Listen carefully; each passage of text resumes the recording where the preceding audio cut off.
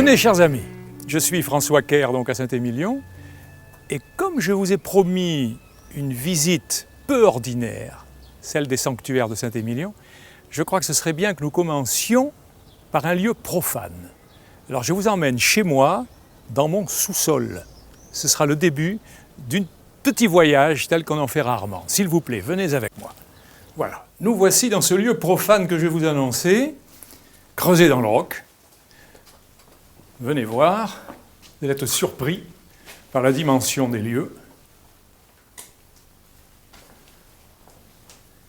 Alors nos ancêtres, quand ils ont édifié Saint-Émilion au XIIe siècle, voyez, je n'exagère pas en disant que c'est un lieu impressionnant. Je voudrais attirer votre attention, ce qui vous explique pourquoi ça s'appelle église monolithe. J'attire votre attention sur le fait que tout ça s'est creusé dans un seul rocher. C'est la colline elle-même, qui est une colline calcaire, qui a 80 mètres d'épaisseur, je vous le signale, sous nos pieds, qui sont des sédiments marins, qui remontent à des millions d'années, qui se sont accumulés. Alors il y a des strates, c'est mélangé à du calcaire, c'est mélangé à du sable, c'est mélangé à de l'argile, à des sédiments de coquillages, des ammonites, et tout cela a fait ce rocher, donc qui est une roche constituée d'êtres vivants, de nos ancêtres, de nos lointains ancêtres, qui étaient au fond des océans. Et ce rocher, je vois en face de moi une fresque, enfin, c'est pas une fresque, un bas-relief étrange, sculpté dans le rocher. J'en parlerai en deuxième partie, parce que, effectivement, s'il doit y avoir une réponse à mon initiation, il est certain qu'elle est là. Elle est sculptée dans le rocher, elle n'est pas peinte, puisque ça s'efface. Ce qui est sculpté doit être essentiel. Alors on va y revenir, mais avant, regardez en haut. Regardez en haut, vous avez deux anges. C'est relativement simple, cette église qui est si sobre, si dépouillée, elle a très peu de sculptures. C'est pourquoi j'ai attiré, vous avez vu à l'entrée un autel alchimiste avec ses serpents.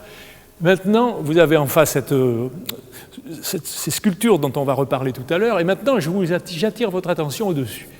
Ah, alors c'est un lieu tout petit, au sein de Saint-Émilion, mais bien émouvant, parce que c'est là que tout a commencé. Il faut imaginer un ermite qui entre dans cette grotte, cette source qui est une source très antique où les amoureux venaient demander à l'esprit des eaux la protection de leurs amours, et le petit siège qui est à côté où ils venaient pour avoir des beaux enfants, et je signale qu'on continue de venir là, et il paraît que c'est très efficace.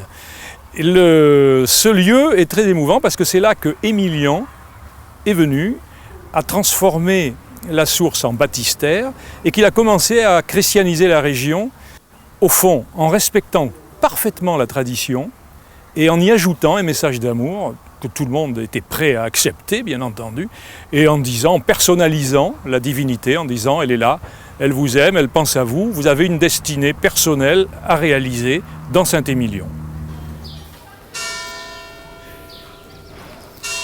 Voilà, nous avons vu ce prodigieux sanctuaire, et ce n'est pas tout, parce que figurez-vous que le clocher qui est au-dessus de l'église monolithe est relié à un menhir qui se dresse depuis 4500 ans, non loin d'ici, au bord du fleuve. C'est de là que sont venus les premiers civilisateurs de notre région, et je vais vous mener voir ce menhir, qui est vraiment un lieu très important également, c'est le début de tout en fait, et il est relié avec ce clocher, dans le même alignement, face au soleil levant.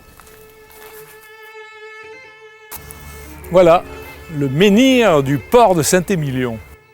Alors quand vous voyez cette pierre, après avoir vu notre église souterraine, vous pouvez vous dire, mais un menhir, bon, il est magnifique, il est monumental, il est impressionnant, mais enfin c'est quand même plus banal que cette église extraordinaire qui est unique au monde, par ses sculptures, celles que nous venons de voir. Alors, quel est le rapport